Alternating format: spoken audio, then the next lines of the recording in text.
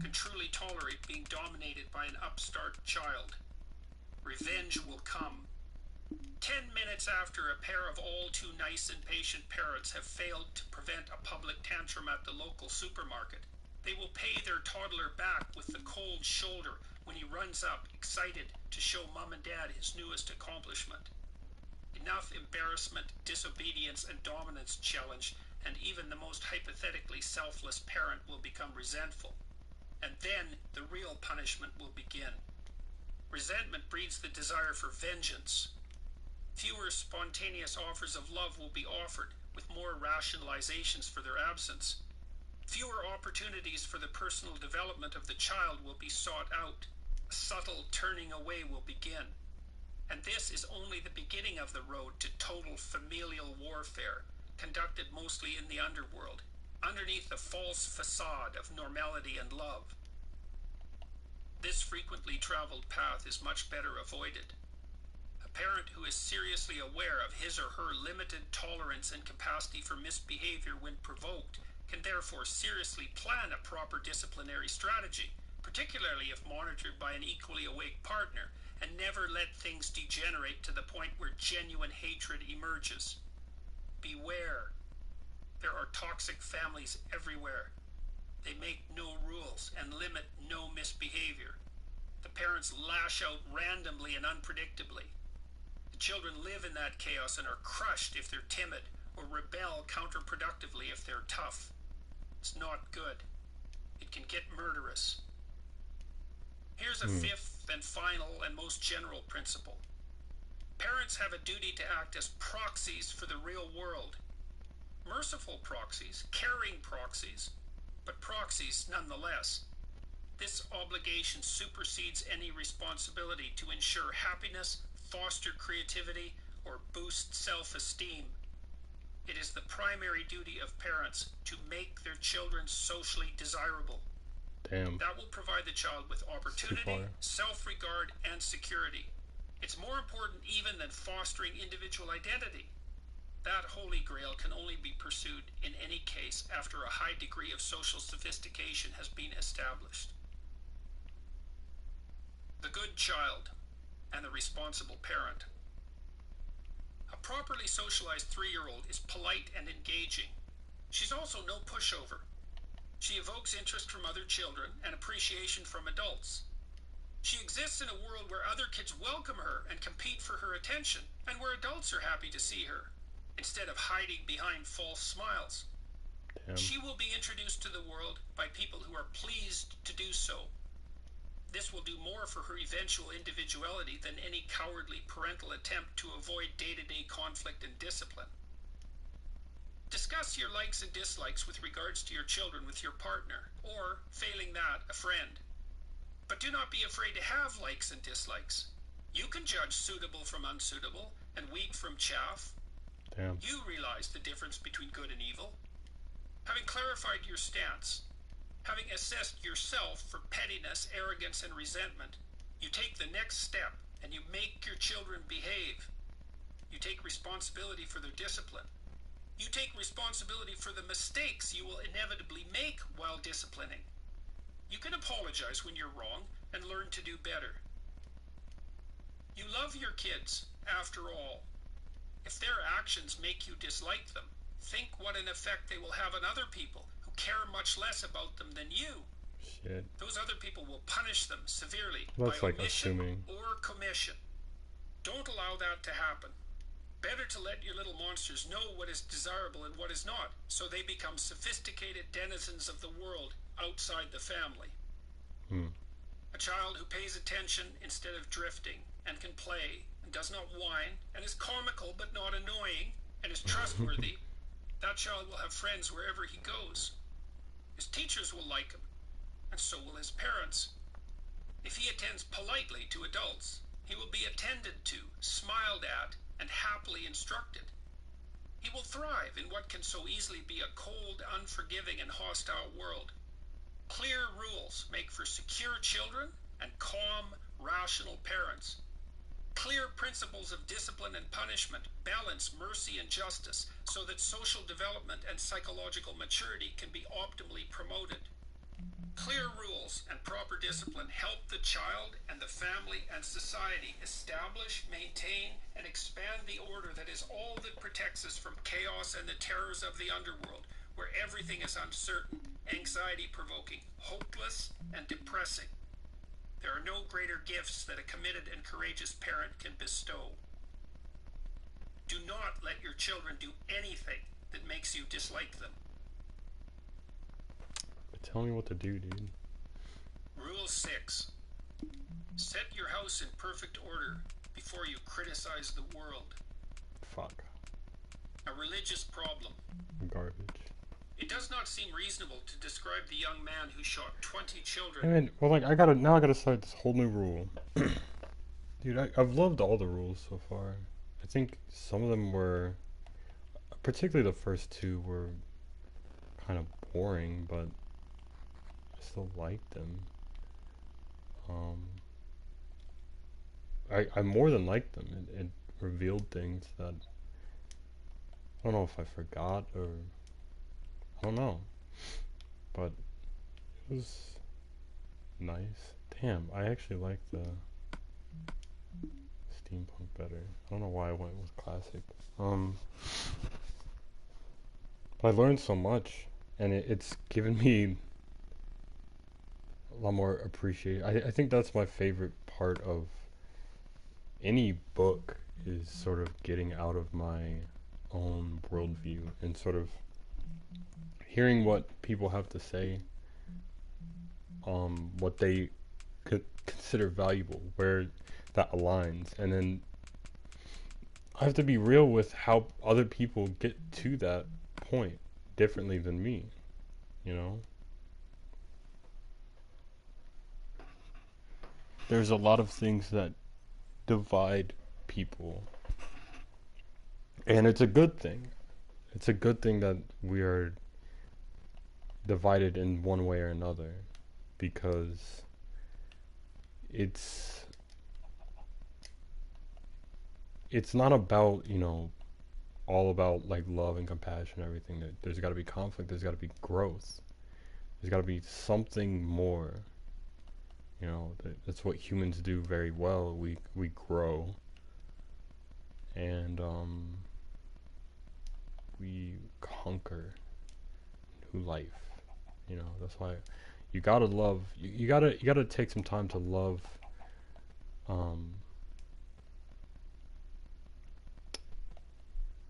to love the people that are angry, that are questioning the things that you thought, you know.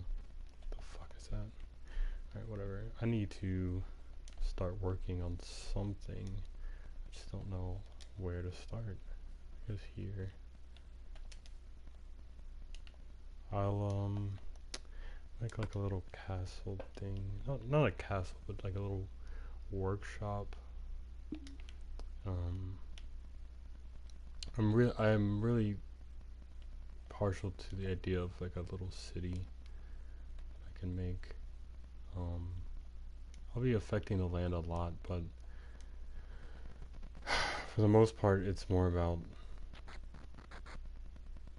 making little houses, you know, or workshops, like what's on Skyrim and shit. Anyways, all right. Well, now we gotta listen to the rule that will make me want to get off this game and clean my room, which 100% needs doing. I think so much of my room is it's messed up, you know. I'm shameful of it every day, and I think it's because I don't have a system in place. I have what I know as just complacent, you know. I don't see the point in I say that like as a kind of a lie. Hold on one second. Definitely a lie, because it's just not true. Like I'm trying to say, oh, I don't see the point in cleaning. Of course I see the point in cleaning. It's very much. I'm always trying to look for the reason. Why am I not doing this? Why am I not doing that? And, the truth is, I don't know. I'm not 100% in control. I think there's a lot that goes into it, and I don't know. I'm ready to figure it out, and I think old JP here will definitely help me out. And I don't know, trying to conquer that and trying to figure out what it is that's stopping me, I guess. Rule 6. Set your house in perfect order before you criticize the world. There you go. A religious problem. It does not seem reasonable to describe the young man who shot 20 children and 6 staff members at Sandy Hook Elementary School in Newtown, Connecticut in 2012 as a religious person. This is equally true for the Colorado Theater gunman and the Columbine High School killers. But these murderous individuals had a problem with reality that existed at a religious depth. As one of the members of the Columbine duo wrote, "The human race isn't worth fighting for, only worth killing. Give the earth back to the animals. They deserve it infinitely more than we do. Nothing means anything anymore." People who think such things view being itself as inequitable and harsh to the point of corruption, and human being in particular as contemptible. They appoint themselves supreme adjudicators of reality, find it wanting. They are the ultimate critics. The deeply cynical writer continues, "If you recall your history, the Nazis came up with a final solution to the Jewish problem. Kill them all. Well, in case you haven't figured it out, I say, kill mankind. Shit. No one should survive. For such individuals, the world of experience is insufficient and evil, so to hell with everything." What is happening when someone comes to think in this manner? A great German play, Faust, a tragedy, written by Johann Wolfgang von Goethe, addresses that issue. The play's main character, a scholar named Heinrich Faust, trades his immortal soul to the devil, Mephistopheles. In return, he receives whatever he desires while still alive on Earth. In Goethe's play, Mephistopheles is the eternal adversary of being. He has a central defining credo. "I am the spirit who negates, and rightly so, for all that comes to be deserves to perish wretchedly. It were better nothing would begin."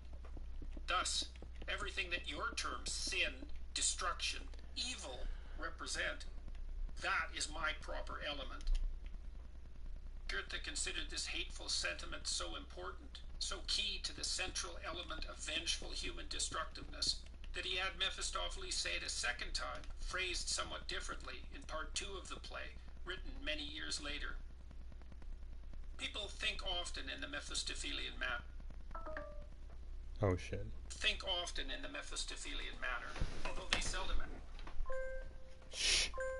Shut the fuck up. although they seldom act upon their thoughts as brutally as the mass murderers of school, college, and theater. Whenever we experience injustice, real or imagined, whenever we encounter tragedy or fall prey to the machinations of others, whenever we experience the horror and pain of our own apparently arbitrary limitations, the temptation to question being and then to curse it rises foully from the darkness. Why must innocent people suffer so terribly? What kind of bloody, horrible planet is this, anyway? Life is, in truth, very hard. Everyone is destined for pain and slated for destruction. Sometimes suffering is clearly the result of a personal fault, such as willful blindness, poor decision-making, or malevolence. In such cases, when it appears to be self-inflicted, it may even seem just. People get what they deserve, you might contend. That's cold comfort, however, even when true. Sometimes, if those who are suffering changed their behavior, then their lives would unfold less tragically. But human control is limited. Susceptibility to despair, disease, aging, and death is universal. In the final analysis, we do not appear to be the architects of our own fragility. Whose fault is it, then? People who are very ill, or worse, who have a sick child, will inevitably find themselves asking this question, whether they are religious believers or not. The same is true of someone who finds his shirt sleeve caught in the gears of a giant bureaucracy, who is suffering through a tax audit or fighting an interminable lawsuit or divorce. And it's not only the obviously suffering who are tormented by the need to blame someone or something for the intolerable state of their being. At the height of his fame, influence, and creative power, for example, the towering Leo Tolstoy himself began to question the value of human existence. He reasoned in this way. My position was terrible. I knew that I could find nothing in the way of rational knowledge except a denial of life. And in faith, I could find nothing except a denial of reason. Holy This fuck. was even more impossible than a denial of life. According to rational knowledge, it followed that life is evil and people know it. They do not have to live, yet they have lived, and they do live, just as I myself had lived, even though I had known for a long time that life is meaningless and evil. God damn. Try as he might, Tolstoy could identify only four means of escaping from such thoughts. One was retreating into childlike ignorance of the problem. Another was pursuing mindless pleasure. The third was continuing to drag out a life that is evil and meaningless, knowing beforehand that nothing can come of it. He identified that particular form of escape with weakness. The people in this category know that death is better than life, but they do not have the strength to act rationally and quickly put an end to the delusion by killing themselves. Jeez. Only the fourth and final mode of escape involved strength and energy. It consists of destroying life once one has realized that life is evil and meaningless. Tolstoy relentlessly followed his thoughts. Only unusually strong and logically consistent people act in this manner. Having realized all the stupidity of the joke that is being played on us, and seeing that the blessings of the dead are greater than those of the living, and that it is better not to exist, they act and put an end to this stupid joke. And they use any means of doing it. A rope around the neck, water, a knife in the heart, a train. Fuck. Tolstoy wasn't pessimistic enough. The stupidity of the joke being played on us does not merely motivate suicide. It motivates murder. Mass murder, often followed by suicide. That is a far more effective existential protest. By June of 2016, unbelievable as it may seem, there had been 1,000 mass killings, defined as 4 or more people shot in a single incident, excluding the shooter, in the US in 1,260 days. Jesus. That's one such event on 5 of every 6 days for more than 3 years. Everyone says, we don't understand. How can we still pretend that? Tolstoy understood more than a century ago. The ancient authors of the biblical story of Cain and Abel understood as well, more than 20 centuries ago. They described murder as the first act of post-Edenic history. And not just murder, but fratricidal murder. Murder not only of someone innocent, but of someone ideal and good. And murder done consciously, to spite the creator of the universe. Jesus. Today's killers tell us the same thing in their own words. Who would dare say that this is not the worm at the core of the apple? But we will not listen, because the truth cuts too close to the bone. Even... Oh my god. Well, that's actually a lot to unpack. I just need to take a second to like bring all that in. I've been sort of obsessed with well, I mean, just in a natural obsession with killers and like, really like, fucked up individuals. But a very natural, very like reasonable obsession with them. Even though I'm not gonna lie, it was just one night, and I just could not like. It was just like I needed to watch something on it, and I literally like I didn't really care what website it was on. Most of it like live leak shit like that, but a lot of it was on YouTube, just some fucked up individuals and like their mindsets. And it's unsurprising to me. Well, I mean, of course now, but it's still very unnerving how normal it seems to me. The signs are all there. You know, they have this obsession with having things better than they are, you know, as if what things are right now, it's just not cutting it. That's just the fucking bare bones of it. And I think there's something very liberal about that. Not to completely politicize it, but I have always seen liberalization as, hey, things aren't right, we need to make them better.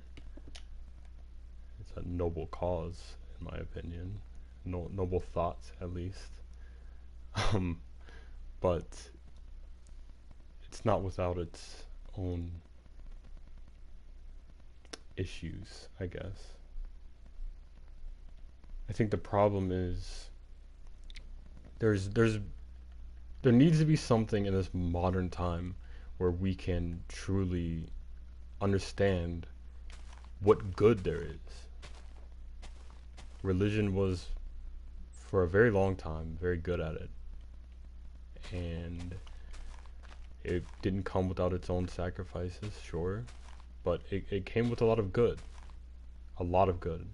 Almost almost everything that you see now that is good, that is something that I love in life and psychology and progress has come from religion, particularly Christianity.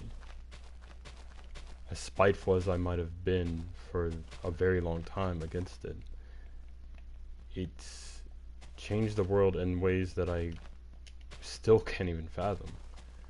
But at the very least, the way that it is being used now, it's not feasible. And I've heard Jordan say this kind of fact, and I didn't expect it from him because I know he's a religious man, but even he knows that it's just, there needs to be more. It's not answering the question. It's not making the real life today that's ever advancing. It's not making it meaningful enough. It's not saying, it's not pointing out what makes this life so good. Most would argue with me and say, well, and I say most, maybe not. Maybe I think a lot of people want to think of this world as good because they felt it before, I'm sure. But some would argue, what is good? Just tell me, what's good to you? I don't know. I don't know how to answer that because I've always been something of an anti-nihilist to the point where it's kind of annoying. People that know me in a workplace or anything like that, they know that I'm very, I don't know. It's almost to the point where I'm a little bit annoying with how, excited I get over things that would otherwise be pretty monotonous and dumb. I'm in IT after all. I don't know. But it's strange that he's bringing all this up right now. I don't exactly know why. But I guess cleanliness is next to godliness. And I think I haven't even used my brain yet. I realize now that the issue at hand is that last part of the rule. He says, fix your home before you criticize the world. And there's a lot to unpackage there. He's been slowly doing it for me for the hours and hours of sessions that I've watched on him, but I think he's really gonna hit it home on this one. So let me continue. For a mind as profound as that of the celebrated Russian author, there was no way out. How can the rest of us manage when a man of Tolstoy's stature admits defeat? For years he hid his guns from himself and would not walk with a rope in hand in case he hanged himself. Jesus. How can a person who is awake avoid outrage at the world? Vengeance or transformation? A religious man might shake his fist in desperation at the apparent injustice and blindness of God. Even Christ himself felt abandoned before the cross, or so the story goes. A more agnostic or atheistic individual might blame fate or meditate bitterly on the brutality of chance. Another might tear himself apart, searching for the character flaws underlying his suffering and deterioration. These are all variations on a theme. The name of the target changes, but the underlying psychology remains constant. Why? Why is there so much suffering and cruelty? Yep. Well, perhaps it really is God's doing, or the fault of blind, pointless fate, if you're inclined to think that way. And there appears to be every reason to think that way. But what happens if you do? Mass murderers believe that the suffering attendant upon existence justifies judgment and revenge, as the Columbine boys so clearly indicated. I will sooner die than betray my own thoughts. Before I leave this worthless place, I will kill whoever I deem unfit for anything, especially life. If you pissed me off in the past, you will die if I see you. See, okay, hold on. Because, I mean, I've never actually played something like this and then had the chance to talk in between, but I think it's really healthy for me. But something that I'm really hoping he gets on is I can't help but agree with him, you know.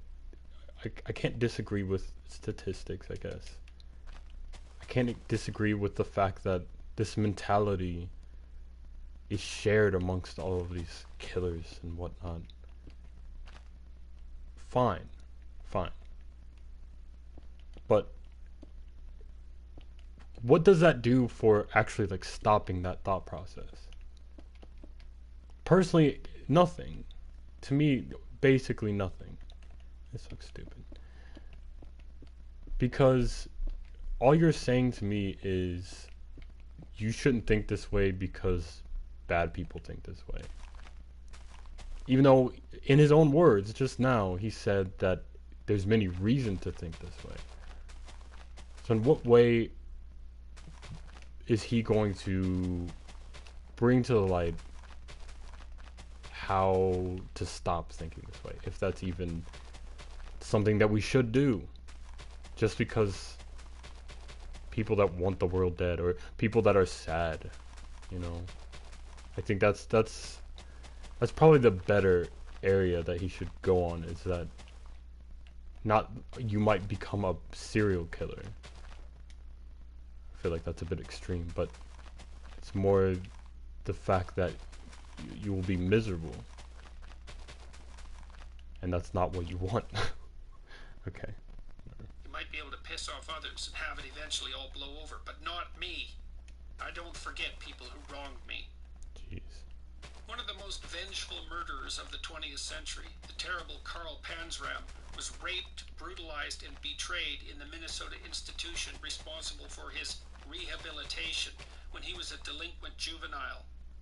He emerged enraged beyond measure as burglar, arsonist, rapist, and serial killer.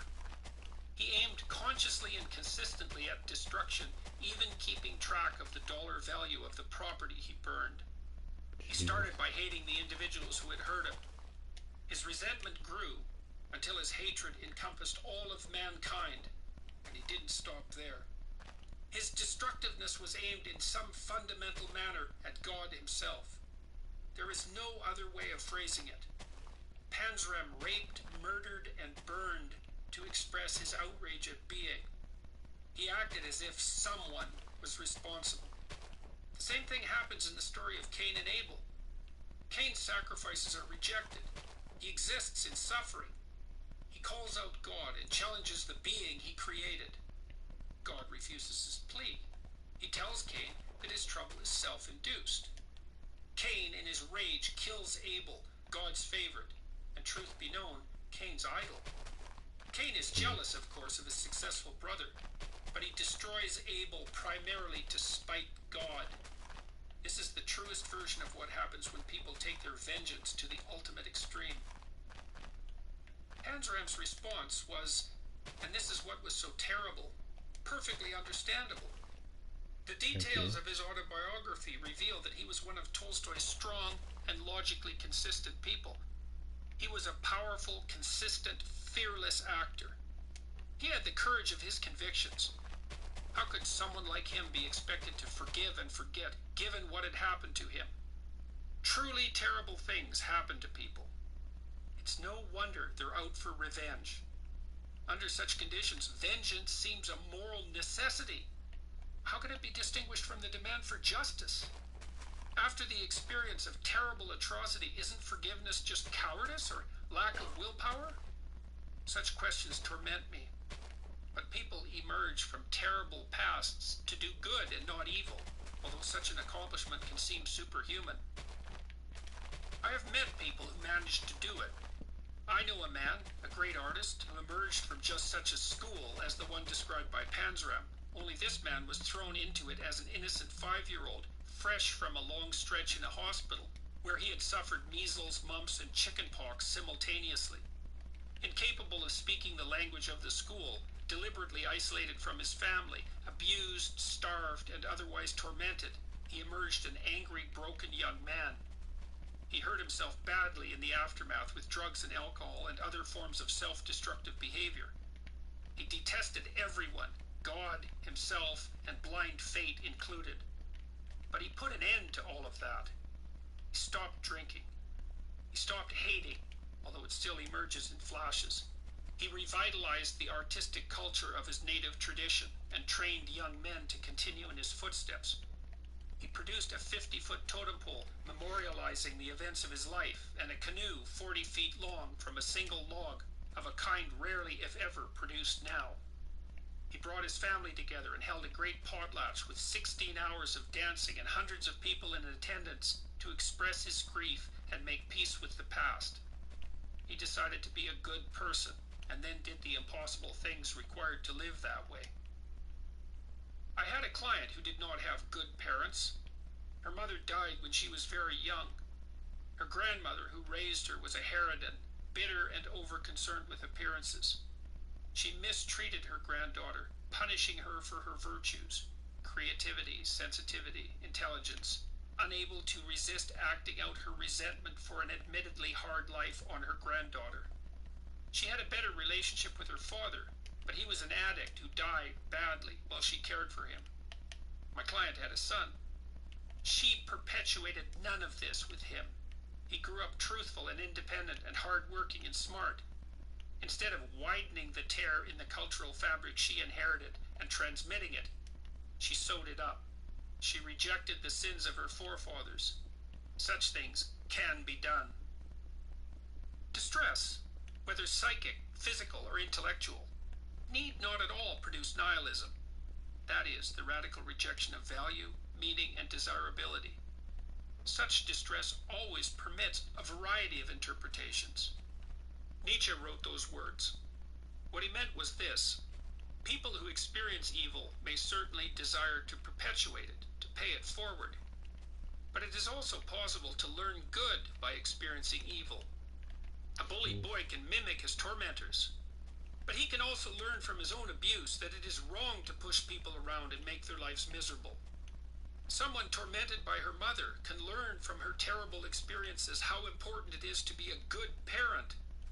Many, perhaps even most, of the adults who abuse children were abused themselves as children. However, the majority of people who were abused as children do not abuse their own children. This is a well-established fact, which can be demonstrated simply, arithmetically, in this way. If one parent abused 3 children, and each of those children had 3 children, and so on, then there would be 3 abusers the first generation, 9 the second, 27 the third, 81 the fourth, and so on, exponentially. After 20 generations, more than 10 billion would have suffered childhood abuse. More people than currently inhabit the planet. Jeez. But instead, abuse disappears across generations. People constrain its spread. That's a testament to the genuine dominance of good over evil in the human heart. The desire for vengeance, however justified, also bars the way to other productive thoughts. The American English poet T.S. Eliot explained why in his play The Cocktail Party. One of his characters is not having a good time of it. She speaks of her profound unhappiness to a psychiatrist. She says she hopes that all her suffering is her own fault.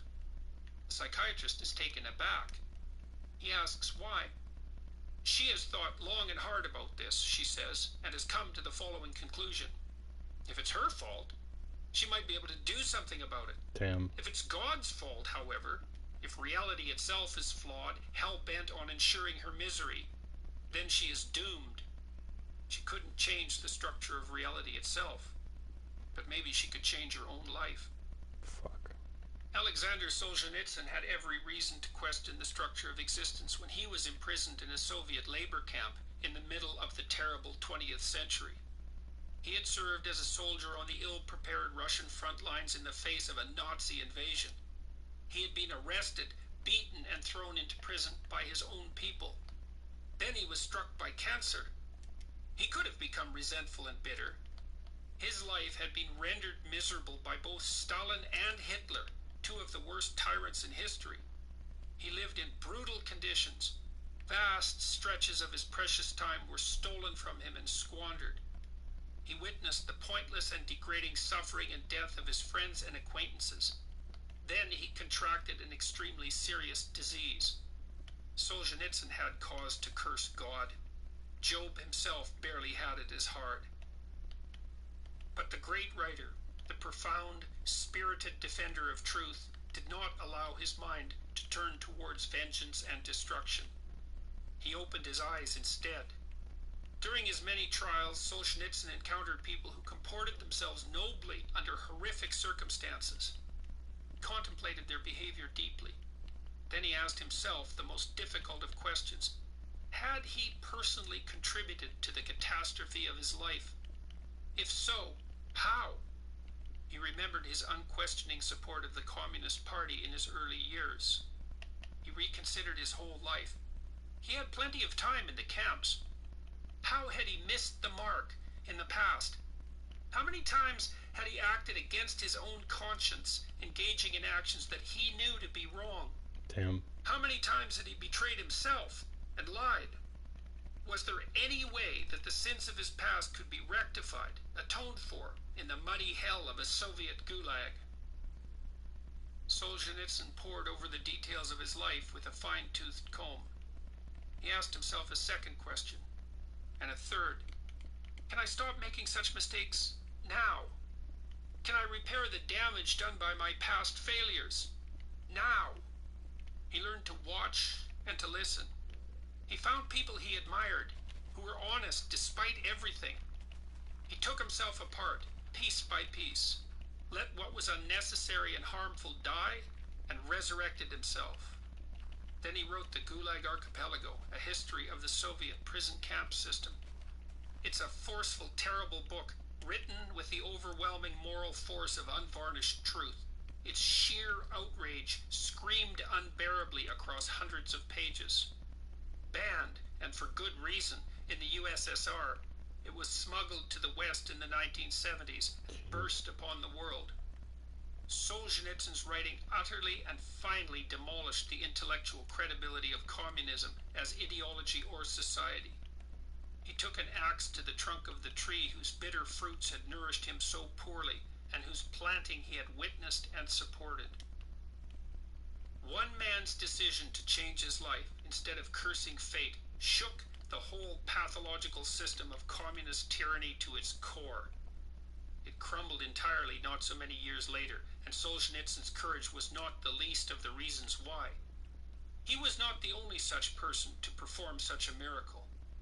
Václav Havel, the persecuted writer who later, impossibly, became the president of Czechoslovakia, then of the new Czech Republic, comes to mind, as does Mahatma Gandhi.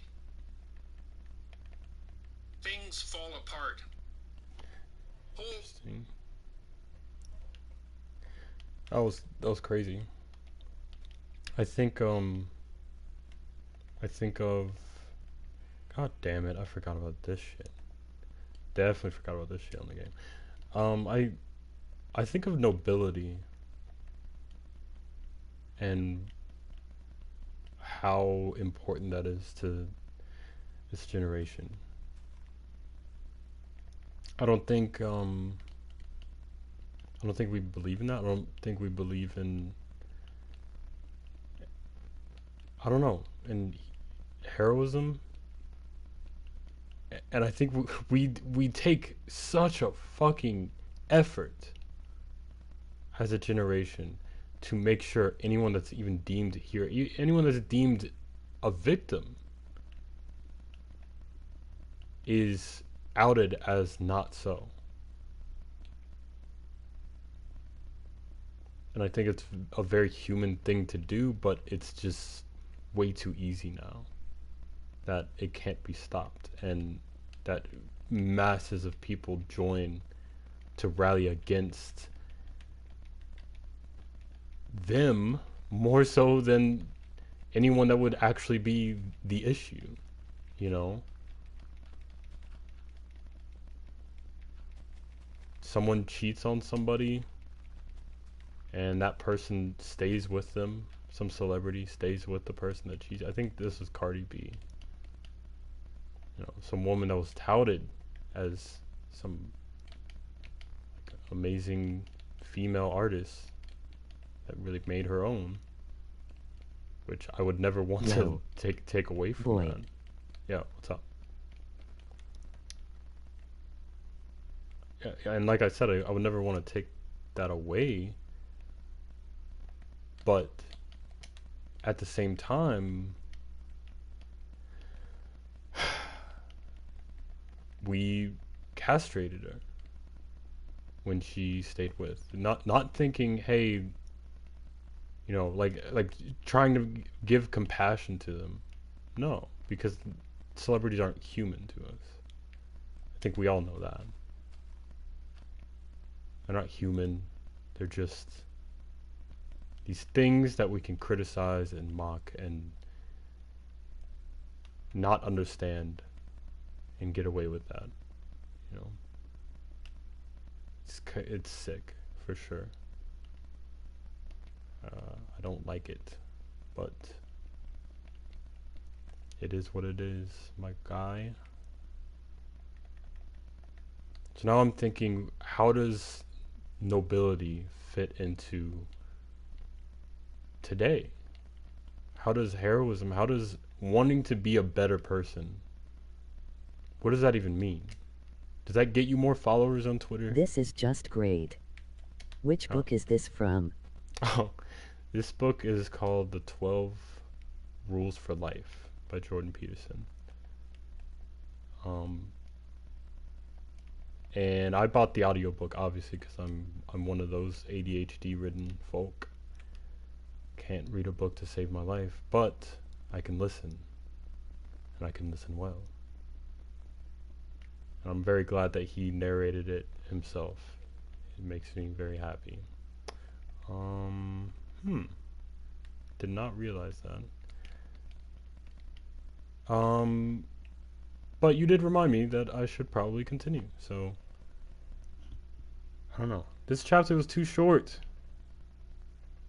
I wanted to hear more about setting my house in perfect order, but it's more about the latter half. I'll just continue now. Peoples have adamantly refused to judge reality, to criticize being, to blame God. It's interesting to consider the Old Testament Hebrews in this regard. Their travails followed a consistent pattern. The stories of Adam and Eve and Cain and Abel and Noah and the Tower of Babel are truly ancient. Their origins vanish into the mysteries of time. It's not until after the flood story in Genesis that something like history as we understand it truly starts. It starts with Abraham. Abraham's descendants become the Hebrew people of the Old Testament, also known as the Hebrew Bible. They enter a covenant with Yahweh, with God, and begin their recognizably historical adventures. Under the leadership of a great man, the Hebrews organize themselves into a society, and then an empire.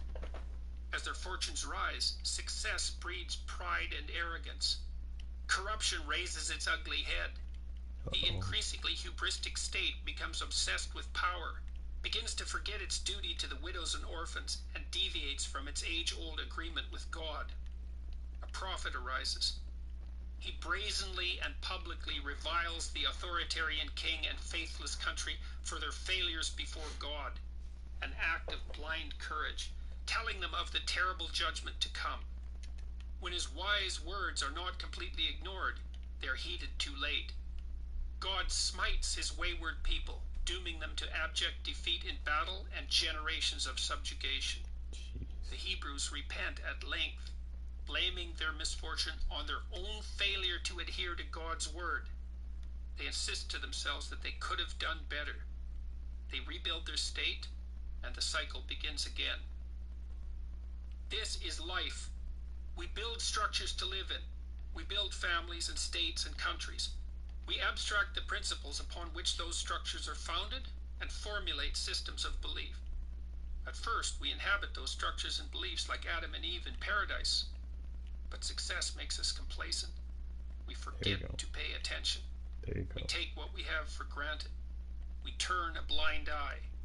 We fail to notice that things are changing or that corruption is taking root, and everything falls apart. Is that the fault of reality? Of God? Or do things fall apart because we have not paid sufficient attention? Mm-hmm. When the hurricane hit New Orleans and the town sank under the waves, was that a natural disaster? The Dutch prepared their dikes for the worst storm in 10,000 years. Had New Orleans followed that example, no tragedy would have occurred. Oh shit. It's not that no one knew. The Flood Control Act of 1965 mandated improvements in the levee system that held back Lake Pontchartrain. The system was to be completed by 1978. 40 years later, only 60% of the work had been done. Willful blindness and corruption took the city down. A hurricane is an act of God, but failure to prepare, when the necessity for preparation is well known, that's sin. That's failure to hit the mark. And the wages of sin is death. Romans 6:23. The ancient Jews always blamed themselves when things fell apart. They acted as if God's goodness, the goodness of reality, was axiomatic and took responsibility for their own failure. That's insanely responsible. But the alternative is to judge reality as insufficient, to criticize being itself, and to sink into resentment and the desire for revenge. If you are suffering, well, that's the norm. People are limited and life is tragic. If your suffering is unbearable, however, and you are starting to become corrupted, here's something to think about. Clean up your life. Consider your circumstances. Start small. Have you taken full advantage of the opportunities offered to you? Are you working hard on your career or even your job? Or are you letting bitterness and resentment hold you back and drag you down? Have you made peace with your brother? Are you treating your spouse and your children with dignity and respect? Do you have habits that are destroying your health and well-being? Are you truly shouldering your responsibilities? Have you said what you need to say to your friends and family members? Are there things that you could do, that you know you could do, that would make things around you better? Damn. Have you cleaned up your life? If the answer is no, here's something to try. Start to stop doing what you know to be wrong. Start stopping today. Don't waste time questioning how you know that what you're doing is wrong if you are certain that it is. Inopportune questioning can confuse without enlightening, as well as deflecting you from action. There you go. You can know that something is wrong or right without knowing why. Your entire being can tell you something that you can neither explain nor articulate. Every person is too complex to know themselves completely, and we all contain wisdom that we cannot comprehend. So, simply stop when you apprehend, however dimly, that you should stop. Stop acting in that particular despicable manner. Stop saying those things that make you weak and ashamed. Say only those things that make you strong. Do only those things that you could speak of with honor. You can use your own standards of judgment. You can rely on yourself for guidance. You don't have to adhere to some external arbitrary code of behavior, although you should not overlook the guidelines of your culture. Life is short, and you don't have time to figure everything out on your own. The wisdom of the past was hard-earned, and your dead ancestors may have something useful to tell you. Don't blame capitalism, the radical left, or the iniquity of your enemies. Don't reorganize the state until you have ordered your own experience. Have some humility. If you cannot bring peace to your household, how dare you try to rule a city? Let your own soul guide you. Watch what happens over the days and weeks. When you are at work, you will begin to say what you really think. You will start to tell your wife, or your husband, or your children, or your parents what you really want and need. When you know that you have left something undone, you will act to correct the omission. Your head will start to clear up as you stop filling it with lies. Your experience will improve as you stop distorting it with inauthentic actions. You will then begin to discover new, more subtle things that you are doing wrong. Stop doing those too. After some months and years of diligent effort, your life will become simpler and less complicated. Your judgment will improve. You will untangle your past. You will become stronger and less bitter. You will move more confidently into the future. You will stop making your life unnecessarily difficult. You will then be left with the inevitable bare tragedies of life, but they will no longer be compounded with bitterness and deceit. Perhaps you will discover that your now less corrupted soul, much stronger than it might otherwise have been, is now able to bear those remaining, necessary, minimal, inescapable tragedies. Perhaps you will even learn to encounter them so that they stay tragic, merely tragic, instead of degenerating into outright hellishness. Maybe your anxiety and hopelessness and resentment and anger, however murderous initially, will recede. Perhaps your uncorrupted soul will then see its existence as a genuine good, as something to celebrate, even in the face of your own vulnerability. Perhaps you will become an ever more powerful force for peace and whatever is good. Perhaps you will then see that if all people did this in their own lives, the world might stop being an evil place. After that, with continued effort, perhaps it could even stop being a tragic place. Who knows what existence might be like if we all decided to strive for the best? Who knows what eternal heavens might be established by our spirits, purified by truth, aiming skyward, right here on the fallen earth? Set your house in perfect order before you criticize the world. What a motherfucker. Sorry, it's a terrible response, but it is truly my response.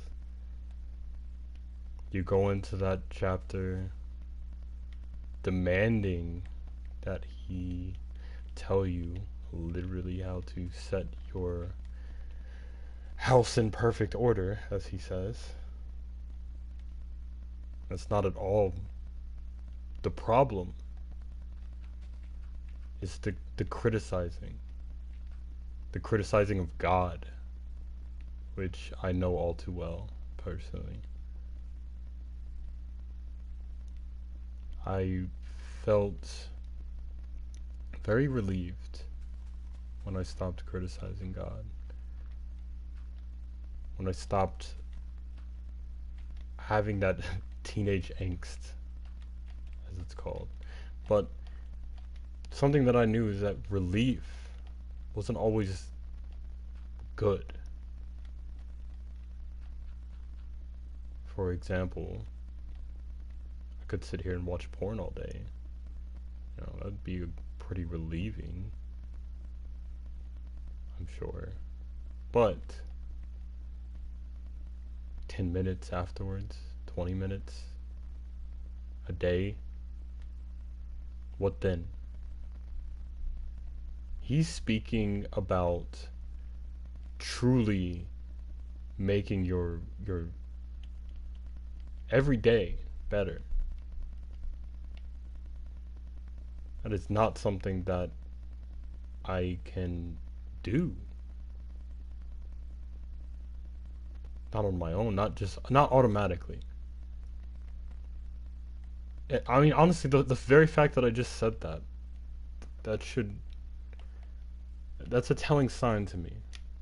It's a telling sign of how little respect I have for myself. The fact that that sentence came up so quickly. I don't know. There's so much that I can do. And this world today has made things very easily meaningless in the grand scheme, you know, because the grand scheme is ever more present with the internet.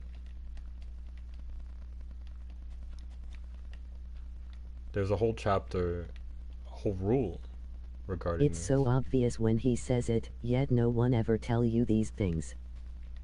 That's it. No, that's the biggest thing. That is for sure a thing. Where it sounds like you've heard this your entire life, but you've never heard it. No one has just said it to you. And it's sad. It really is. Because more people are lost than you might think.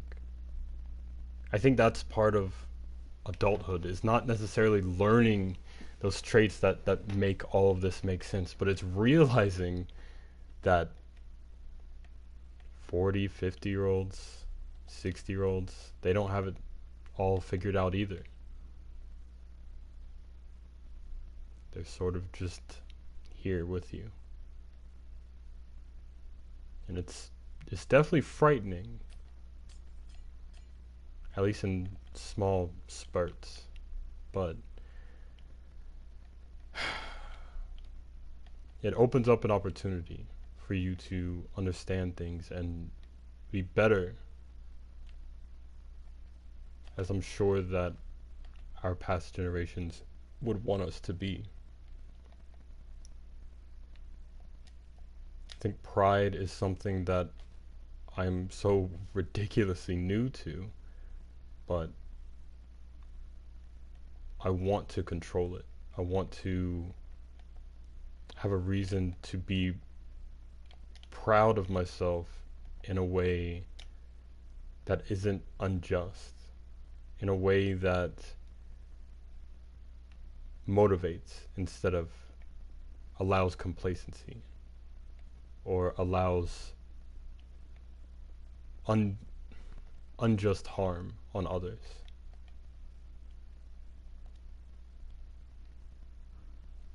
There's aspects of me that every day I want to fix. It mainly has to do with interacting with people. I do it well now, for sure. I'm extremely social. I've got it down. I get it, you know. That wasn't the end, you know. I didn't just fix all of my social I didn't fix my relationships. You know, it's easier for me to speak to people without thinking of an alternative to do. The classic introversion. Now I'm excited to talk with people, and it took a lot of time. It took a lot of training, and that's something I have to remind myself. You know, and not in a way that's going to allow myself to be overburdened. The fact that I need to improve myself, the fact that I need to improve the relationships that I have. Oh, it's so much work. Why even do it? I don't know. Maybe I need to start thinking, are they worth it?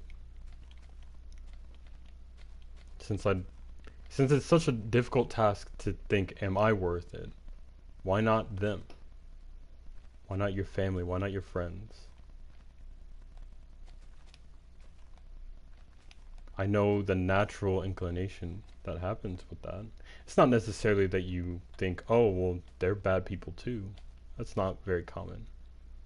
What I do hear from myself and from others. Respect for yourself is the only thing you need, even if you lose all you've got. Good hearing you're working on it, bro. For sure, man. That's yeah. Respect for yourself is the biggest thing. Um, but as I was saying, what I hear isn't necessarily, oh, bad people are evil or whatever else, or it's more that, oh, they don't like me, you know. Oh, like I don't even matter to them anyways. Honestly, I'm starting to realize that that's just as bad as saying that they aren't good people. And I think all it took from me was realizing, like, just putting myself in that predicament, in that same predicament. What if someone said to me, "Oh, you don't even care," which I've heard from people. It makes me feel like shit. It really does. It's like, have I not shown you that? Have I not tried at least once? And even then, there's something that we have to do as far as trusting people.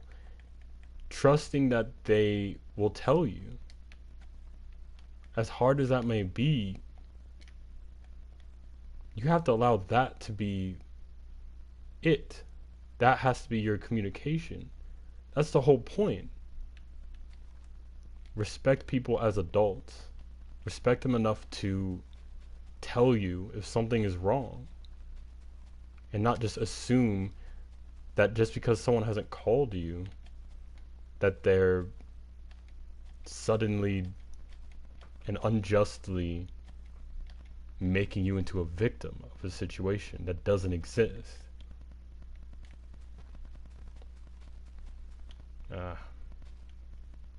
Something Peterson does well that I both admire and am very afraid of is that he's very good at bringing up very contradictory things. Not living up to one's potential should be painful. And real friends should tell you if you don't. There you go. There you go. And I honestly, it's worth letting people know, hey, I'm trying to improve. Shit. It's this is the part of the conversation where I start saying things I've never really thought of, but it's worth telling people, hey, I'm trying to improve myself, to people that you really trust. And just letting them know, hey, not only just right now as I'm asking you, but from now on, take some time to let me know what I can do in a very like simple manner. And I don't know, just let me know, because what that does, it's the same as on Monster Hunter. To me, it unlocks a little quest. Really, it does. You can ask Melissa for real. It's all I want to do is improve myself, is to make good on promises and put effort towards people that deserve it. There's specific things that I'm really not good at. I think consistency is for sure a big problem of mine. And it's very sad to me, because I think it's a mark of being a good adult, is having consistency, period. And I don't think I'm not close to where I want to be, but it's a quest, and I want to keep it that way. Because when I think of myself as some victim, I don't do anything about it, or I just beat myself up, or disrespect people. To have the audacity to say that they don't care about me, or they don't think that like I'm special to them or anything like that, just because I'm not good at a few things. You don't think they know that? I don't know. It's good to have like a few moments to myself to think about each rule I usually am like typing something out, usually to one of my friends, about the rule that I just heard. But now I'm sort of documenting it to everyone, whoever's listening to this at this point. I'm glad you are. And I'm gonna heavily guess that one of my brothers was the one that was just commenting. So thank you. I love listening to Jordan Peterson. You know, and I've really had to rationalize, like, all right, am I fanboying? Am I just attaching myself to something like it's XXX Tentacion all over again, and he's not really about it? That's just not the case. There's an ideal, there's a innate ideal within us all as human beings to be better ourselves and to have meaning in our life. The things that the internet provides, they entertain, they connect, they simplify, they do all these things. But meaning, not so much. And we're glued to it so much that, I mean, the concept of meaning in life, like, god damn. Can I get that on a Google search, please?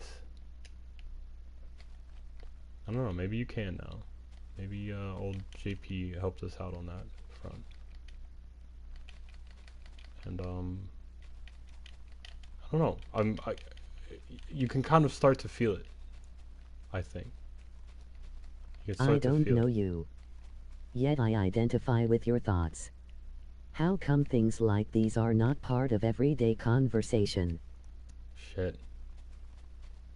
That's a really good question, man. I think a lot of people want to ignore it.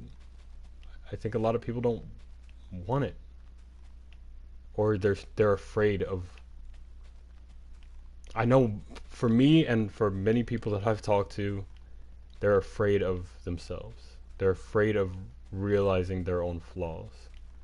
They're afraid of realizing that they haven't done everything that they could.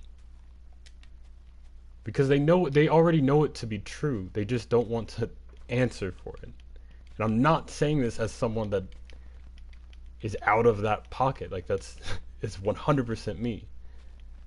It's just, I gotta work every day, work every single day to bring that out into the forefront and work on doing it. Because honestly, every time I do it, every single time that I really work on myself and do it publicly, I inspired just like one cog of energy with someone else. And that's already something that I didn't even plan for as far as just general greatness. It's worth it to me. That's nobility, you know? You think of a hero slaying some dragon. That's the ideal to me. What if that dragon was in the form of depression? Shout out to Logan Paul. But seriously, like, think about it. What if? And what if you slaying that dragon didn't just save yourself, as heroes oftentimes do? It saved others too. Some people don't believe me that that's what happens, but I point to my brothers too. I joined the There's military. tremendous strength in facing your weaknesses and fears. For sure. I'm doing these things as well. Slay those dragons. Like, why not? There you go. No, that's exactly it. Why not? There's not much else to slay. You know, Beyonce has pretty much the rest of the world covered. But I point to my brothers. I joined the military knowing damn well I wasn't meant for it. Everyone was like, they didn't even believe me when I told them that I did, but I did it. And that was a fucking dragon and a half. It's still a dragon that I'm trying to cope with facing today. And 2-3 years later, my younger and older brother are in the military now. And at the very, you know what, my older brother might not be able to say it to me, but at the very least, my little brother has told me, like, as soon as I got out of boot camp, he was like, hey, like, I see that, I want that. And you made that dragon slaying a reality. It's not a fiction anymore. You made it a reality. And damn, how am I gonna get emotional playing Minecraft? But I really do feel that, and I'm really happy.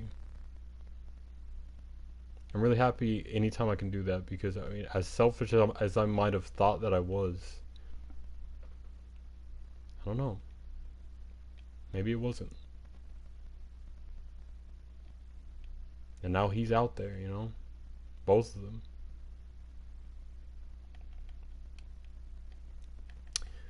Fuck. So why don't you use Facecam anymore, just in case? But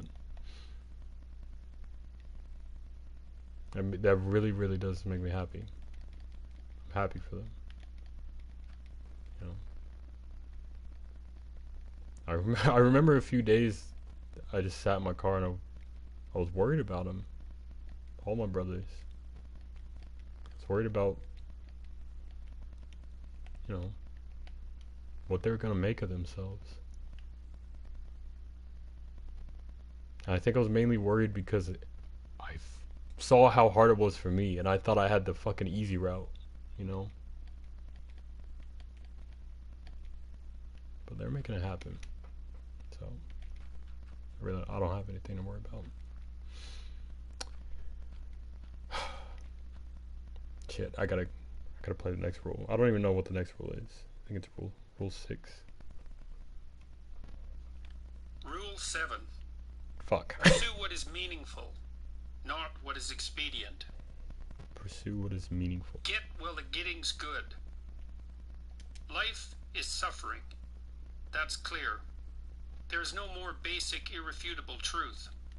It's basically what God tells Adam and Eve immediately before he kicks them out of paradise. Unto the woman he said, I will greatly multiply thy sorrow and thy conception. In sorrow thou shalt bring forth children, and thy desire shall be to thy husband, and he shall rule over thee. And unto Adam he said, because thou hast hearkened unto the voice of thy wife, and hast eaten of the tree of which I commanded thee, saying, thou shalt not eat of it. Cursed is the ground for thy sake.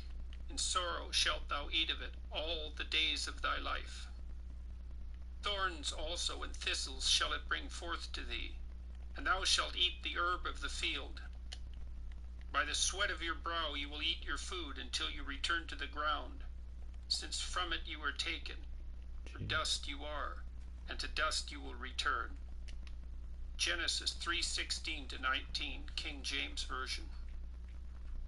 What in the world should be done about that? The simplest, most obvious, and most direct answer? Pursue pleasure. Follow your impulses. Live for the moment. Do what's expedient. Lie, cheat, steal, deceive, manipulate, but don't get caught. In an ultimately meaningless universe, what possible difference could it make? And this is by no means a new idea.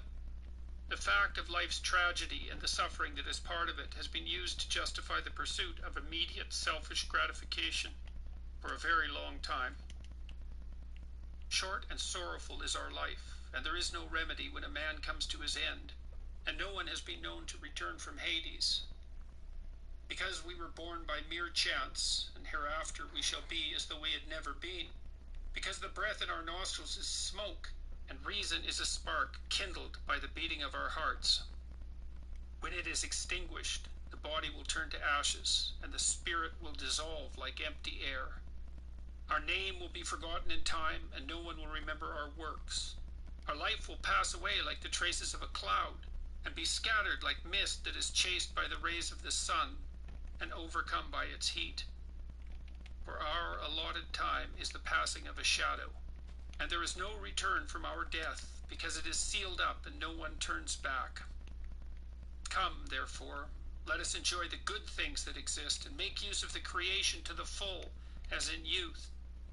Let us take our fill of costly wine and perfumes, and let no flower of spring pass by us. Let us crown ourselves with rosebuds before they wither. Let none of us fail to share in our revelry. Everywhere let us leave signs of enjoyment, because this is our portion, and this our lot.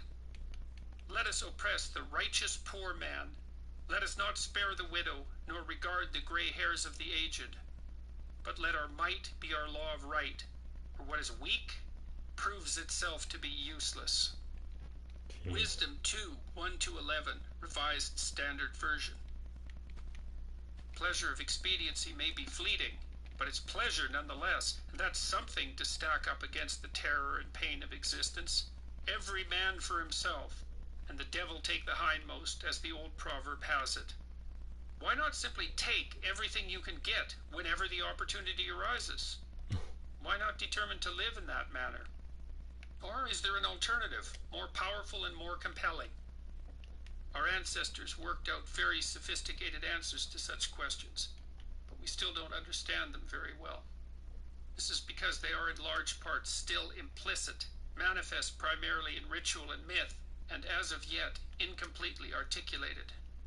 We act them out and represent them in stories, but we're not yet wise enough to formulate them explicitly.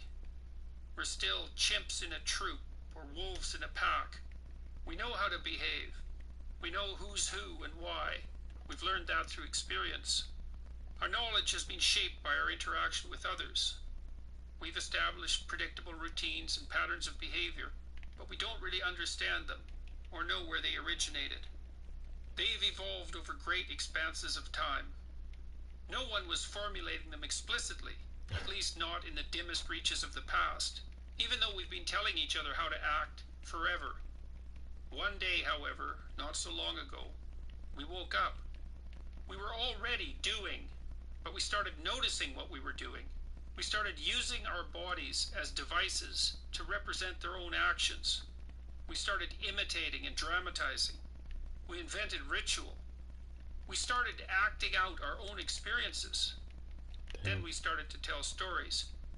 We coded our observations of our own drama in these stories.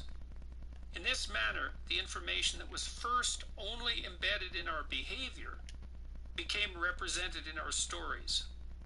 But we didn't, and still don't, understand what it all means. The biblical narrative of paradise and the fall is one such story, fabricated by our collective imagination, working over the centuries.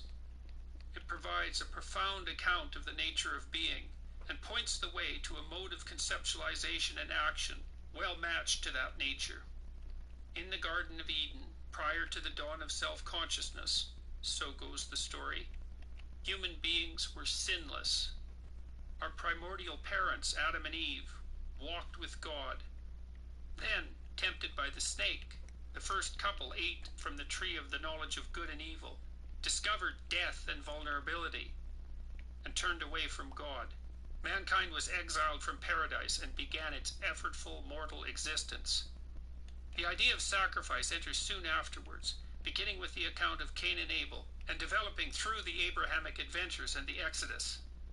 After much contemplation, struggling humanity learns that God's favor could be gained and his wrath averted through proper sacrifice, and also that bloody murder might be motivated among those unwilling or unable to succeed in this manner. Jeez. The delay of gratification. When engaging in sacrifice, our forefathers began to act out what would be considered a proposition if it were stated in words, that something better might be attained in the future by giving up something of value in the present. Recall, if you will, that the necessity for work is one of the curses placed by God upon Adam and his descendants in consequence of original sin. Adam's waking to the fundamental constraints of his being, When was that? his vulnerability, his eventual death, is equivalent to his discovery of the future. The future. That's where you go to die. hopefully not too soon. Your demise might be staved off through work, through the sacrifice of the now to gain benefit later. It is for this reason, among others, no doubt, that the concept of sacrifice is introduced in the biblical chapter immediately following the drama of the fall. There's little difference between sacrifice and work. They are also both uniquely human. Sometimes animals act as if they are working, but they are really only following the dictates of their nature. Damn. Beavers build dams. They do so because they are beavers. Beavers build dams. They don't think, yeah, but I'd rather be on a beach in Mexico with my girlfriend while they're doing it. Prosaically, such sacrifice, work, is delay of gratification. But that's a very mundane phrase to describe something of such profound significance. The discovery that gratification could be delayed was simultaneously the discovery of time, and, with it, causality, at least the causal force of voluntary human action. Long ago, in the dim mists of time, we began to realize that reality was structured as if it could be bargained with. We learned that behaving properly now, in the present, regulating our impulses, considering the plight of others, could bring rewards in the future, in a time and place that did not yet exist. We began to inhibit, control, and organize our immediate impulses so that we could stop interfering with other people and our future selves. Damn. Doing so was indistinguishable from organizing society. The discovery of the causal relationship between our efforts today and the quality of tomorrow motivated the social contract, the organization that enables today's work to be stored reliably, mostly in the form of promises from others. Understanding is often acted out before it can be articulated, just as a child acts out what it means to be mother or father before being able to give a spoken account of what those roles mean. The act of making a ritual sacrifice to God was an early and sophisticated enactment of the idea of the usefulness of delay. There's a long conceptual journey between merely feasting hungrily and learning to set aside some extra meat, smoked by the fire, for the end of the day, What? or for someone who isn't present. It takes a long time to learn to keep anything later for yourself or to share it with someone else. And those are very much the same thing, as, in the former case, you are sharing with your future self. It is much easier, far more likely, to selfishly and immediately wolf down everything in sight. Fair enough. My friends, someone was thinking about ants. I don't know why. I'm pretty sure it was at work because they're. HII. Hi. I don't know who I said hi to, but I realized that I realized, which is something people do a lot now, is ants, like they collect food and they store it in this huge ball on the ground. And I remember thinking, like, how is that regulated? Thought it out loud, and I don't know. We didn't know. We were just thinking, like, all right, there could be like some people that literally just stay there and eat off of the work of others. That's possible. I doubt it, but and also it's just like, do they all eat at the end? I remember seeing them as a kid. They would be carrying the dead bodies of ants that have died. They would carry them down. I wondered what that was about. He spoke about nature. And I find nature to be beautiful, but I think it's just because... Brian. Oh, it's Brian. What's up, man? It's nice to hear from you. I'm sorry that I have to be doing this very strange stream, but I hope you enjoy it. But yeah, I was always very confused about stuff like that. Because, I mean, like, I was confused, but I was usually just in awe at how amazing it is. And it sort of proves in and of itself, you know, evolution. And if this was to be natural and not dictated by some ethereal being, then it's amazing. Seeing the ants all working like that. It's like, what are the politics? I don't understand. That I learned about, what was it? Also, I've completely lost what the fuck these walls are. But we'll get back to that. I was thinking, what exactly is the queen bee? Or the queen ant, in our case? The hell is it? Is she treated like royalty? I don't know. I've seen nature. Nature doesn't treat the females as royalty as much as we like to. Well, I guess. Hey man, I'm sorry I've not been to the streams. There is a big power out where I live still and they are on right now. Oh shit. Hey dude, it's all good. You should never ever have to apologize.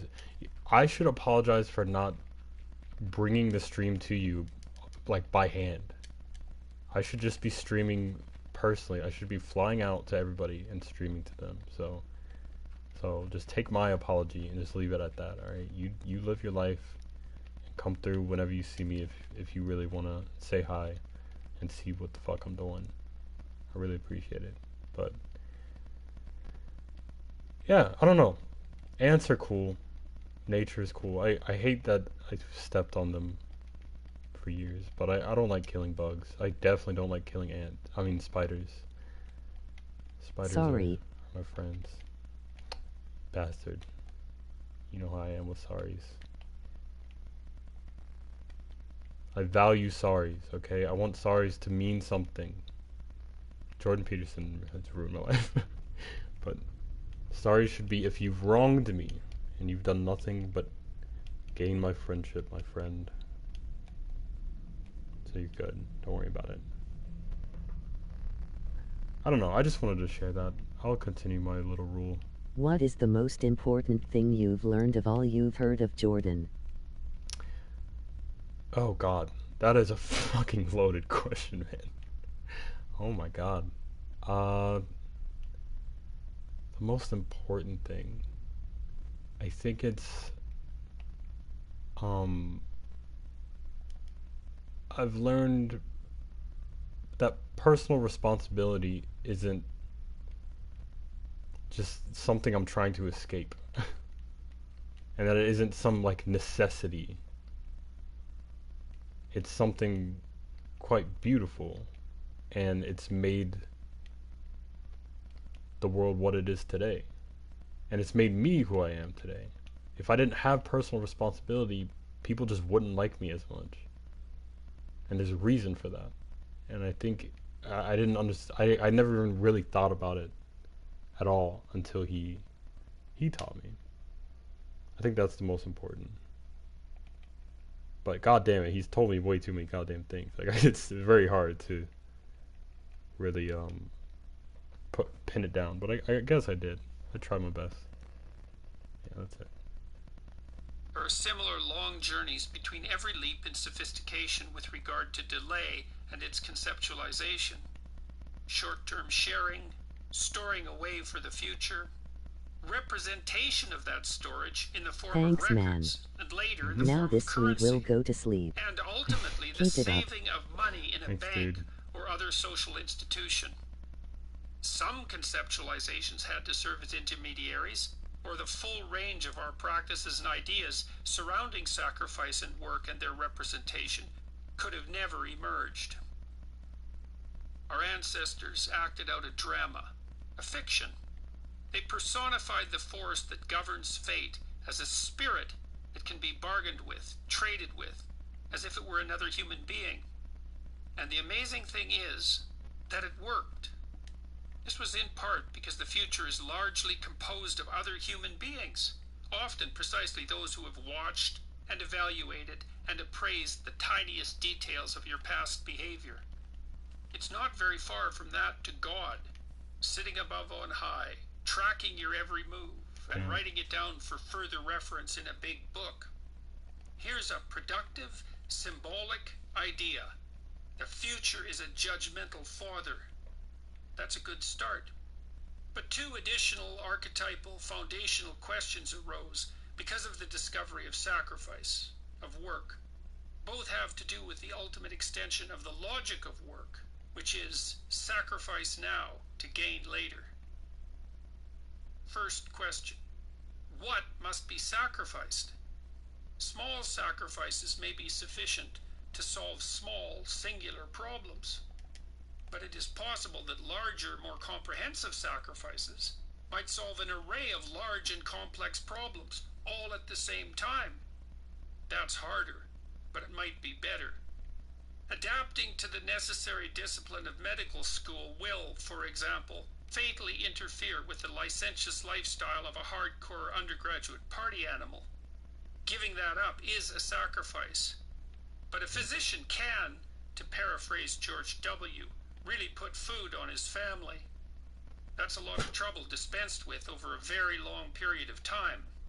So, sacrifices are necessary to improve the future, and larger sacrifices can be better. Second question. Set of related questions, really. We've already established the basic principle. Sacrifice will improve the future. But a principle, once established, has to be fleshed out. Its full extension or significance has to be understood. What is implied by the idea that sacrifice will improve the future, in the most extreme and final of cases? Where does that basic principle find its limits? We must ask, to begin, what would be the largest, most effective, most pleasing of all possible sacrifices? And then, how good might the best possible future be if the most effective sacrifice could be made? The biblical story of Cain and Abel, Adam and Eve's sons, immediately follows the story of the expulsion from paradise, as mentioned previously. Cain and Abel are really the first humans, since their parents were made directly by God and not born in the standard manner. Cain and Abel live in history, not in Eden. They must work. They must make sacrifices to please God, and they do so with altar and proper ritual. But things get complicated. Abel's offerings please God, but Cain's do not. Abel is rewarded many times over, but Cain is not. It's not precisely clear why, although the text strongly hints that Cain's heart is just not in it. Maybe the quality of what Cain put forward was low. Maybe his spirit was begrudging. Or maybe God was vexed for some secret reasons of his own. And all of this is realistic, including the text's vagueness of explanation. Not all sacrifices are of equal quality. Furthermore, it often appears that sacrifices of apparently high quality are not rewarded with a better future. And it's not clear why. Why isn't God happy? What would have to change to make him so? Those are difficult questions, and everyone asks them all the time, even if they don't notice. Asking such questions is indistinguishable from thinking. The realization that pleasure could be usefully forestalled dawned on us with great difficulty.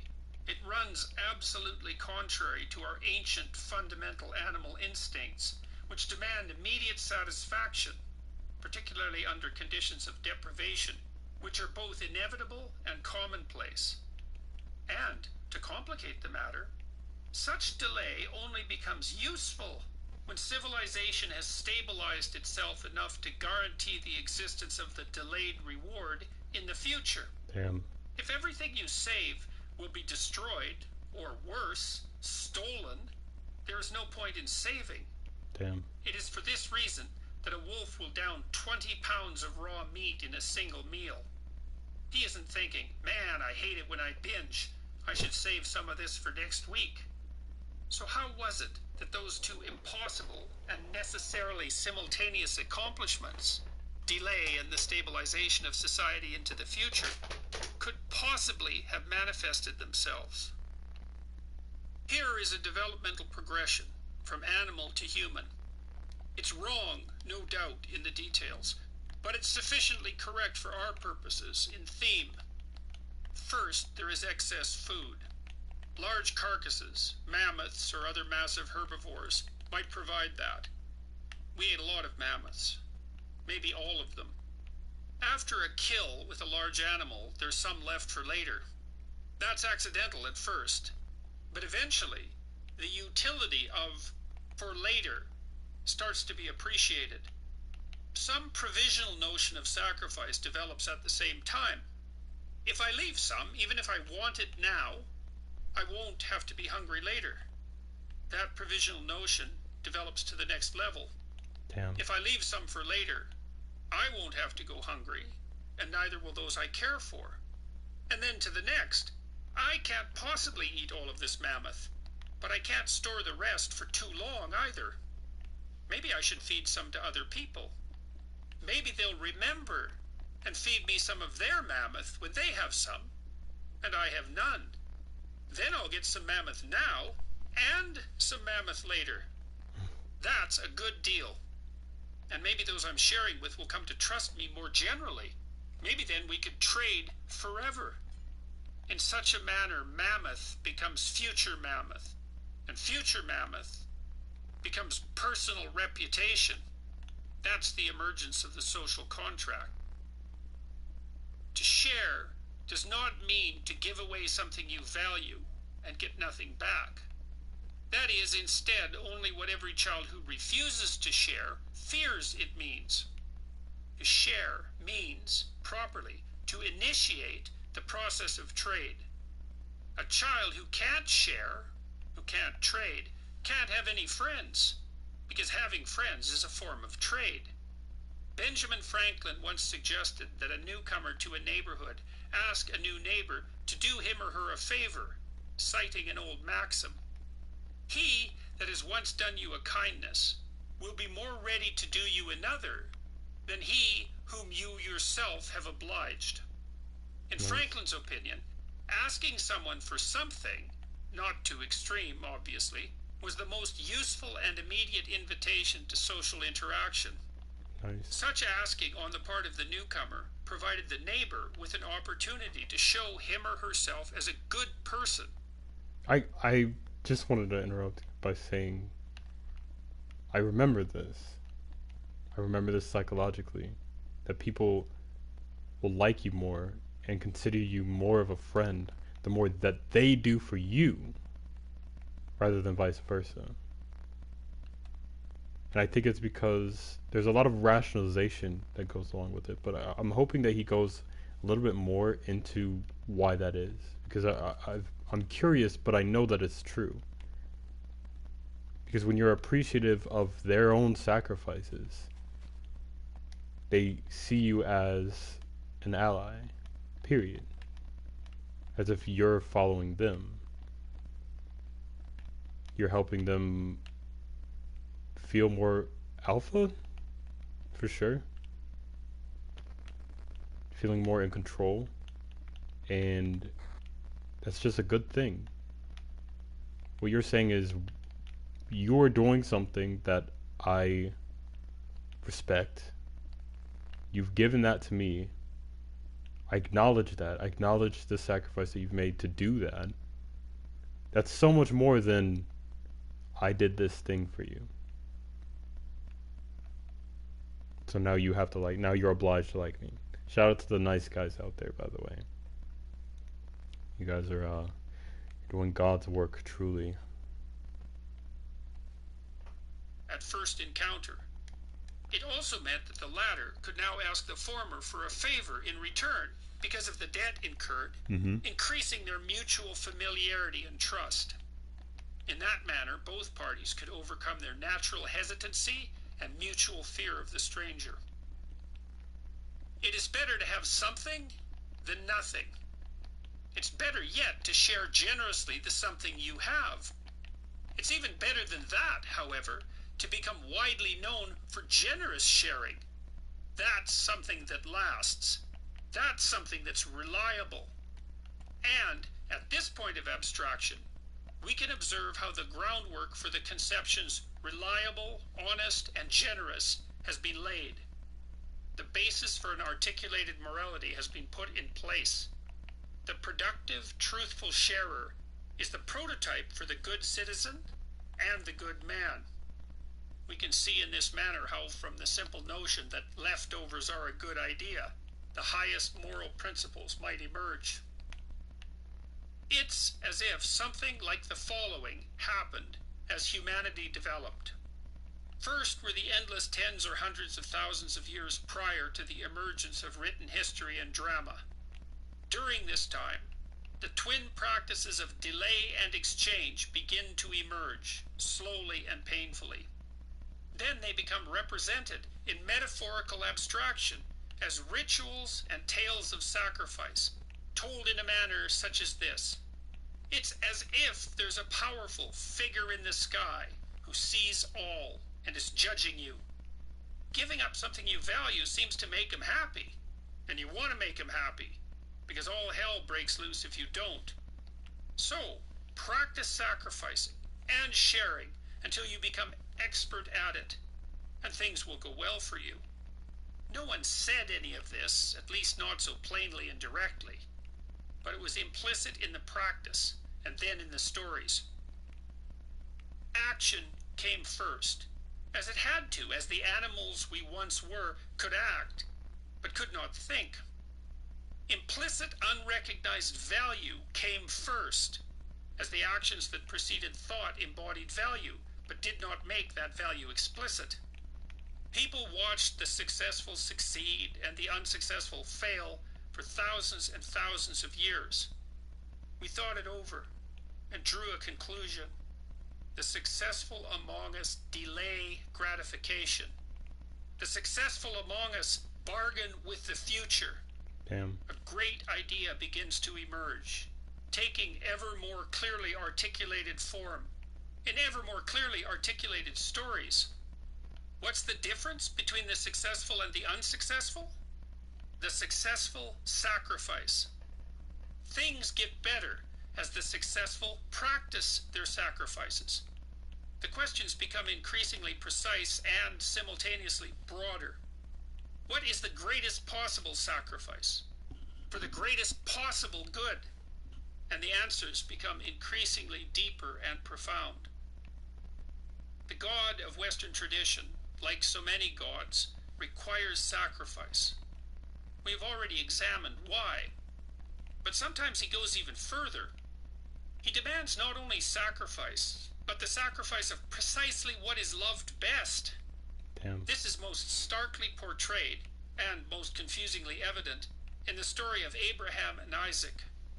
Abraham, beloved of God, long wanted a son, and God promised him exactly that, after many delays, and under the apparently impossible conditions of old age and a long barren wife. But not so long afterward, when the miraculously born Isaac is still a child, God turns around and in unreasonable and apparently barbaric fashion demands that his faithful servant offer his son as a sacrifice. Holy shit. The story ends happily. God sends an angel to stay Abraham's obedient hand and accepts a ram in Isaac's stead. That's a good thing, but it doesn't really address the issue at hand. Why is God's going further necessary? Why does life impose such demands? We'll start our analysis with a truism, stark, self-evident, and understated. Sometimes things do not go well. That seems to have much to do with the terrible nature of the world, with its plagues and famines and tyrannies and betrayals. But here's the rub. Sometimes, when things are not going well, it's not the world that's the cause. The cause is, instead, that which is currently most valued, subjectively and personally. Why? Because the world is revealed to an indeterminate degree through the template of your values, Much more on this in Rule 10. If the world you are seeing is not the world you want, therefore, it's time to examine your values. Damn. It's time to rid yourself of your current presuppositions. It's time to let go. It might even be time to sacrifice what you love best so that you can become who you might become instead of staying who you are. There's an old and possibly apocryphal story about how to catch a monkey that illustrates this set of ideas very well. First, you must find a large, narrow-necked jar, just barely wide enough in diameter at the top for a monkey to put its hand inside. Then you must fill the jar partway with rocks, so it is too heavy for a monkey to carry. Then you must scatter some treats attractive to monkeys near the jar to attract one, and put some more inside the jar. A monkey will come along, reach into the narrow opening, and grab while the grabbing's good. But now he won't be able to extract his fist, now full of treats, from the too narrow opening of the jar. Not without unclenching his hand. Not without relinquishing what he already has. And that's just what he won't do. The monkey catcher can just walk over to the jar and pick up the monkey. The animal will not sacrifice the part to preserve the whole. Damn. Something valuable given up ensures future prosperity. Something valuable sacrificed pleases the Lord. What is most valuable and best sacrificed? Or what is at least emblematic of that? A choice cut of meat, the best animal in a flock, a most valued possession. What's above even that? Something intensely personal and painful to give up. That's symbolized, perhaps, in God's insistence on circumcision as part of Abraham's sacrificial routine, where the part is offered, symbolically, to redeem the whole. What's beyond that? What pertains more closely to the whole person rather than the part? What constitutes the ultimate sacrifice for the gain of the ultimate prize? It's a close race between child and self. The sacrifice of the mother offering her child to the world is exemplified profoundly by Michelangelo's great sculpture, the Pieta. Michelangelo crafted Mary contemplating her son, crucified and ruined. It's her fault. It was through her that he entered the world and its great drama of being. Is it right to bring a baby into this terrible world? Every woman asks herself that question. Some say no, and they have their reasons. Mary answers yes, voluntarily, knowing full well what's to come, as do all mothers, if they allow themselves to see. It's an act of supreme courage when undertaken voluntarily. In turn, Mary's son, Christ, offers himself to God and the world, to betrayal, torture, and death, to the very point of despair on the cross, where he cries out those terrible words, my God, why hast thou forsaken me?" Matthew 27:46. That is the archetypal story of the man who gives his all for the sake of the better, who offers up his life for the advancement of being, who allows God's will to become manifest fully within the confines of a single mortal life. That is the model for the honorable man. In Christ's case, however, as he sacrifices himself, God, his Father, is simultaneously sacrificing his Son. It is for this reason that the Christian sacrificial drama of son and self is archetypal. It's a story at the limit where nothing more extreme, nothing greater can be imagined. That's the very definition of archetypal. That's the core of what constitutes religious. Pain and suffering define the world. Of that, there can be no doubt. Sacrifice can hold pain and suffering in abeyance to a greater or lesser degree, and greater sacrifices can do that more effectively than lesser. Of that, there can be no doubt. Everyone holds this knowledge in their soul. Thus, the person who wishes to alleviate suffering, who wishes to rectify the flaws in being, who wants to bring about the best of all possible futures, who wants to create heaven on earth, will make the greatest list of sacrifices, of self and child, of everything that is loved, to live a life aimed at the good. He will forego expediency. He will pursue the path of ultimate meaning, and he will in that manner bring salvation to the ever-desperate world. But is such a thing even possible? Is this simply not asking too much of the individual? It's all well and good for Christ, it might be objected, but he was the veritable Son of God. But we do have other examples, some much less mythologized and archetypal. Consider, for example, the case of Socrates, the ancient Greek philosopher. After a lifetime of seeking the truth and educating his countrymen, Socrates faced a trial for crimes against the city-state of Athens, his hometown. His accusers provided him with plenty of opportunity to simply leave and avoid the trouble. But the great sage had already considered and rejected this course of action. His companion Hermogenes observed him at this time, discussing any and every subject other than his trial, and asked him why he appeared so unconcerned. Socrates first answered that he had been preparing his whole life to defend himself, but then said something more mysterious and significant.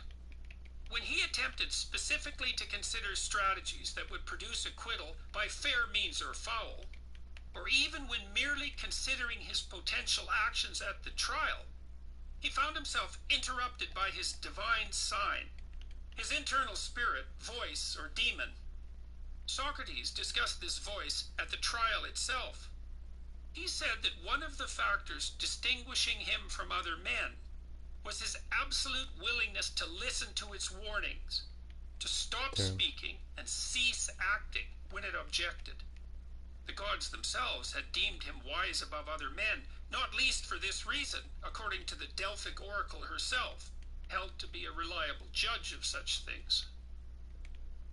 Because his ever-reliable internal voice objected to fleeing, or even to defending himself, Socrates radically altered his view of the significance of his trial. He began to consider that it might be a blessing rather than a curse. Jesus. He told Hermogenes of his realization that the spirit to whom he had always listened might be offering him a way out of life in a manner easiest but also the least irksome to one's friends, with sound body and a spirit capable of showing kindliness, and absent the throes of illness and vexations of extreme old age. Socrates' decision to accept his fate allowed him to put away mortal terror in the face of death itself, prior to and during the trial, after the sentence was handed down, and even later, during his execution. He saw that his life had been so rich and full that he could let it go, gracefully. Jeez. He was given the opportunity to put his affairs in order. He saw that he could escape the terrible, slow degeneration of the advancing years. He came to understand all that was happening to him as a gift from the gods. He was not therefore required to defend himself against his accusers, at least not with the aim of pronouncing his innocence and escaping his fate. Instead, he turned the tables, addressing his judges in a manner that makes the reader understand precisely why the town council wanted this man dead. Then he took his poison like a man. Socrates rejected expediency and the necessity for manipulation that accompanied it. He chose instead, under the direst of conditions, to maintain his pursuit of the meaningful and the true. 2,500 years later, we remember his decision and take comfort from it. What can we learn from this? If you cease to utter falsehoods and live according to the dictates of your conscience, you can maintain your nobility, even when facing the ultimate threat. If you abide truthfully and courageously by the highest of ideals, you will be provided with more security and strength than will be offered by any short-sighted concentration on your own safety. If you live properly, fully, you can discover meaning so profound that it protects you even from the fear of death. Could all that possibly be true? Death, toil, and evil. Damn.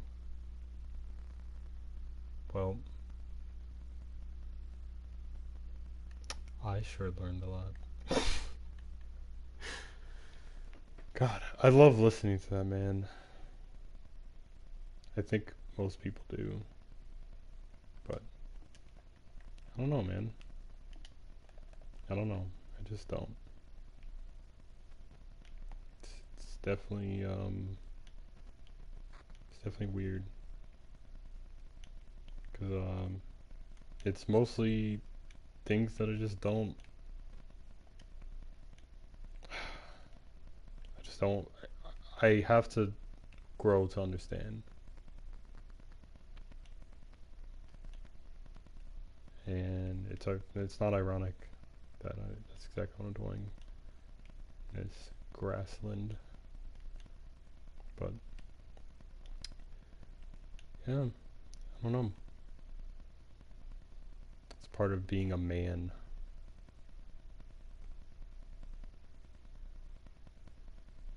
Being a man, just learning what is noble, what is making the world better, even if that means sacrifice.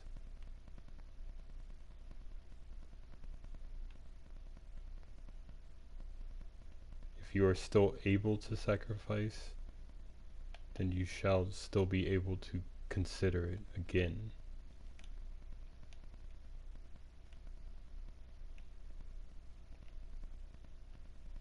I don't know. And I have no idea when that ends. Does being a man end? Is it when you're dead? Is it when you're 60? I wouldn't know. I really wouldn't know. I'm sure I will in time.